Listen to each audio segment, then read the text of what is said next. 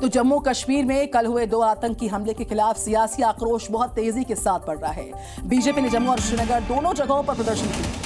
BJP कह रही है कि ये हमले चुनाव की प्रक्रिया को नाकाम करने की एक साजिश है। आतंकी हमलों को लेकर प्रदर्शन की तस्वीरें सामने आ रही हैं। जम्मू और श्रीनगर दोनों जगहों पर प्रदर्शन को दर्ज किया गया। बीजेपी का साफ कहना है कि ये पूरे हमले चुनाव की पूरी प्रक्रिया को नाकाम करने की साजिश है। ऐसा कहना बीजेपी का है कि चुनाव का जो पूरा प्रोसेस है, जो पूरी प्रक्रिया है, उसको नाकाम करने के लिए इस तरह की साजिशें हो रही हैं। श्रीनगर और जम्मू की तस्वीरें आपके सामने।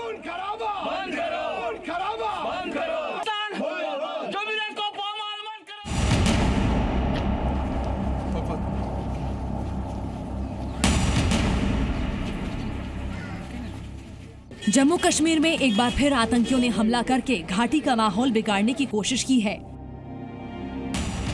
जिस टूरिज्म को कश्मीर का लाइफलाइन कहा जाता है, आतंकियों ने उसको ही निशाना बनाकर अपने नापाक इरादे जाहिर कर दिए हैं।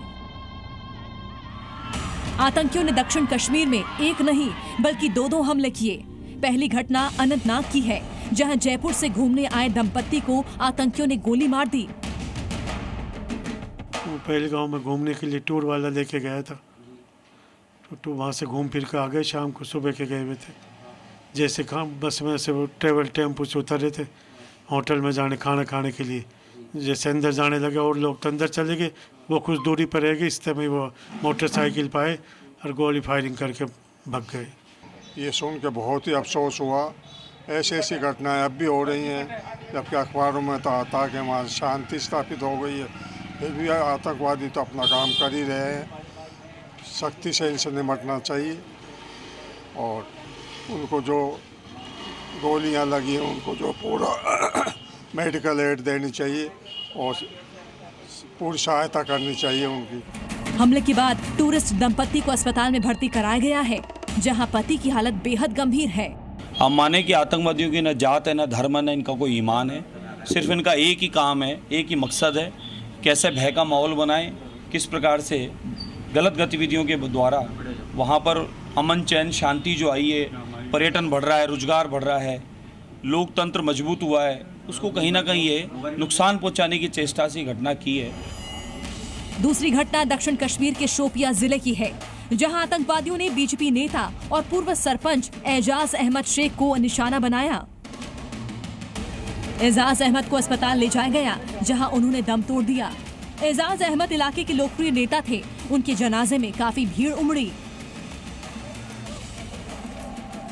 नेशनल कॉन्फ्रेंस अध्यक्ष फारूक अब्दुल्ला ने कहा है कि हमले के जरिए घाटी के टूरिस्ट इंडस्ट्री को निशाना बनाया जा रहा है। वहीं बीजेपी नेता कविंद्र गुप्ता ने चुनाव के समय हमले को पाकिस्तानी साजिश बताया। अपनी तकरीर में कहा था कि टेररिज्म अभी भी हमारे यहाँ कायम है। अब वो बीजेपी का हो या किसी और का, बेगुनाह है। क्या उसको हक नहीं है? इस मुल्क में तो हक है हर एक को, किसी भी पार्टी का मेंबर हो सकता है, मगर किसी को खास टारगेट करना, मैं समझता हूँ ये इसको इन्वेस्टिगेट करना चाहिए। पाकिस्तान से आए हुए घुसपैठी या उनके द्वारा प्रेरित लोग जो वहां पर भी आज आतंकवाद को हवा दे रहे हैं, काफी हद तक उनको सुरक्षा बलों ने मार गिराए, काफी तादाद उनकी घटी। लेकिन जब इस प्रकार की घटनाएं होती हैं तो स्वाभाविक बात है कि दुख होता है। अनंतनाग में पर्यटकों पर हमला और शोपियां में पूर्व सरपंच की हत्या को लेकर बीजेपी का कहना है कि जम्मू कश्मीर में बेहतर मतदान की वजह से पाकिस्तान बौखलाया हुआ है।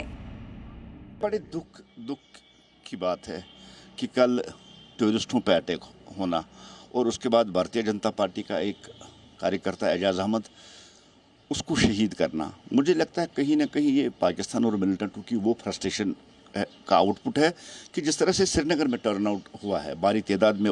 2090 के बाद पहली बार यहाँ इतनी भारी तादाद में लोग निकले और उन्होंने वोट कर दिया। कश्मीर घाटी की शांति आतंकवादियों को हजम नहीं हो रही है। चुनाव में लोग बढ़ चढ़कर हिस्सा ले रहे हैं। ऐसे में आतंकवादी और ज्यादा परेशान हैं। जाहिर है गिने चुने बचे आतंकियों को कुचलने के अब बस एक ही बार काफी है। जयपुर से विनय पंत के साथ श्रीनगर से खालिद हुसैन की रिपोर्ट, जी मीडिया। जी न्यूज़।